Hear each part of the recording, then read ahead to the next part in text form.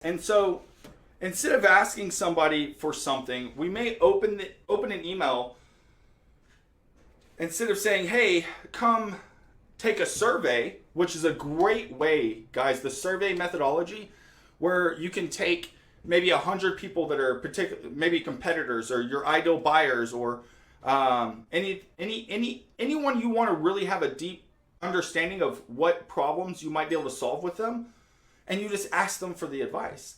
So it might go something like, pardon me, I'll give you some better examples, but just off the cuff, something might look like, I have software that I want to sell to doctors, and so I'll reach out to 100 doctors of a specific, maybe it's oncology, okay?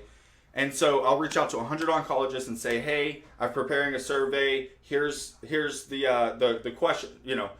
When it comes to the number one thing that keeps you up at night, or what's the number one problem when facing finding funding for research, or what's the number one problem when something slightly related to a benefit of what the product that we are selling or developing provides. What you can do is, in that list of people that you're having a discussion with, you can ask them what this single question is. And getting an answer to that single question, I believe Ryan Levesque calls it single most important question. What is the single most important thing that keeps that person up at night?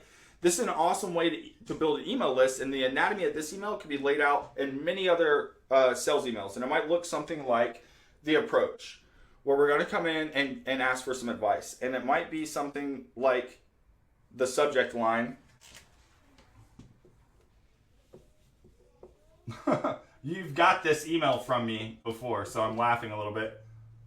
Can I have your advice? You guessed it.